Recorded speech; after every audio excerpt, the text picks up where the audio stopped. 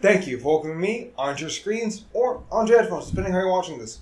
My name is Eddie, and this is The Rollback. Folks, today I'll be covering the latest horror series from Netflix, and I use that term very fucking loosely, actually, horror. Midnight Mass. It's October, so, scary time's about to come out. Now, if you're expecting this to be a, Bly Manor, right? Haunting of Bly Manor, or Haunting on Hill House. If you're expecting it to be on that level, it will not be. Be honest with you guys. This is not on par with that series. Either one of those two great series whatsoever. This is its own problematic show. So I'll go over the main characters real quick because there's so many of them. We have Erin Green, who's the local school teacher, and she's childhood friends with Riley Flynn, another main character. Also, she starts off the show pregnant. Key word there. Now, Riley Flynn, he's a former resident of the community, comes back after a 4-year prison term after he got into a drunk driving accident. We also have Warren Flynn, Riley's little brother. We've got Sheriff Hassan. I'm sorry if I'm butchering the pronunciation. They only call him Sheriff really throughout the whole show. But he's the sheriff of the small town, and he finds it kind of hard to fit in with everyone because they're like 99% Christian, with the exception of him and the son. And again, small town.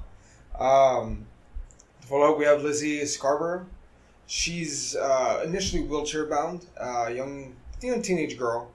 She's also one of the two final characters. We'll get into that in a moment. We also have Dr. Sarah Gunning, who's the town's local doctor and Aaron's close friend. She plays a great role later on in this show, actually explaining what's going on scientific terms, which is, for me, fucking great. I love that.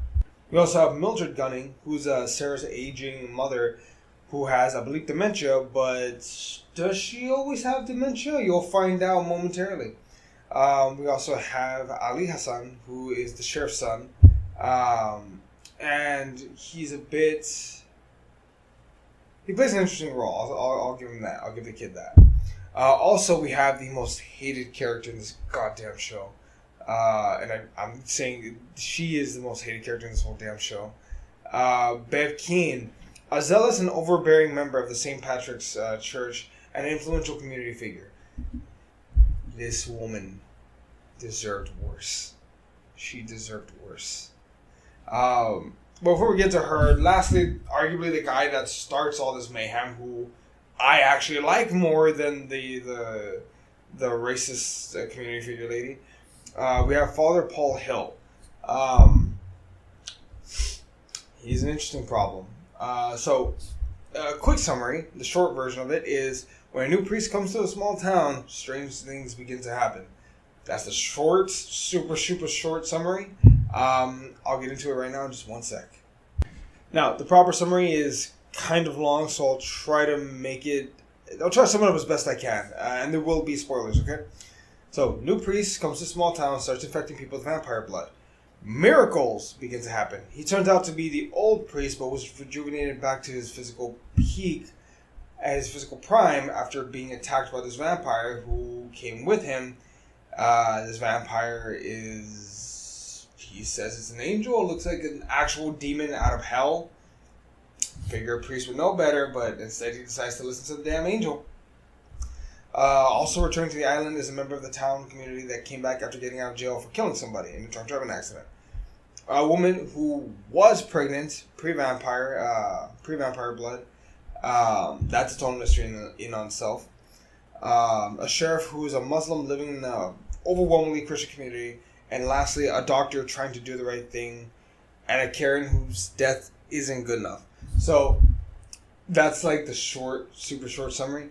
Essentially what happens is the priest and the vampire kind of work together to infect the whole town with vampire blood. They put it in the wine, the blood of Christ, when you go to church and you have communion. That's what you do. Essentially, we're the chosen ones. This is an angel. We're going to go spread the word, his word of God, all across the country after we're all infected with vampire blood, so we can go infect everyone else with vampire blood, attacking people. And if that premise sounds cool, there's like a lot of talking in between all of these really good story beats. Now, as I was saying, the story is actually pretty damn cool. I think the part where they get all scientific with the vampire DNA is pretty great. I really enjoyed that. There's a lot of characters are really interesting. There's a few really scary moments at the beginning and towards the end. Plus, when it goes batshit crazy, you can follow it.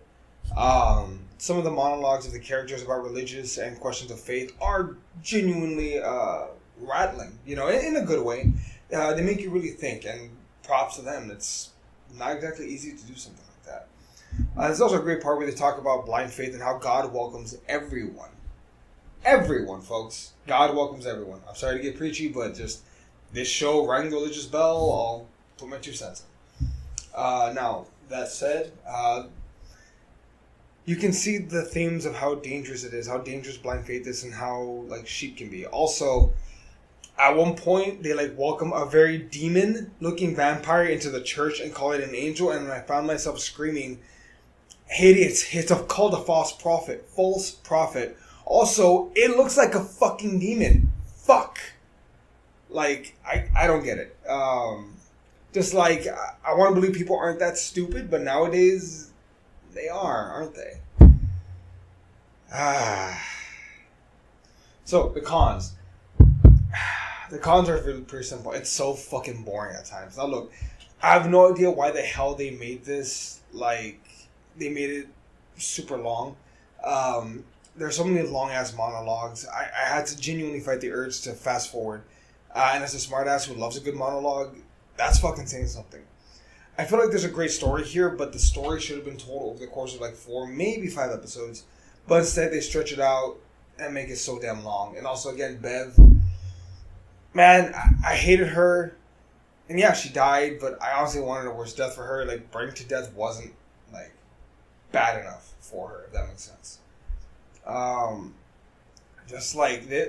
The worst thing about this show is that it was boring at times. As far as the grade is concerned, I have to give the show a C.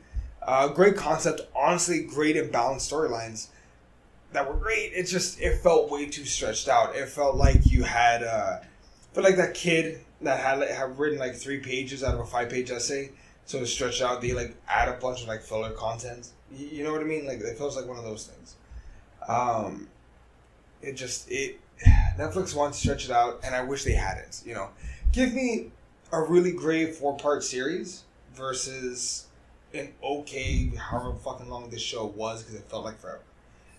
And the worst thing that this interesting concept can be is boring. A lot of critics really love it, and I understand, just not my taste. That said, that's going to wrap it up for this episode of The Rollback. Please like and subscribe if you haven't already. We also have a pretty good podcast that comes out every single Saturday, and sometimes Wednesdays when Fernie can be bothered. You can check out that link right down below. That's going to be it. I've been Eddie, and this is The Rollback. See you, everybody.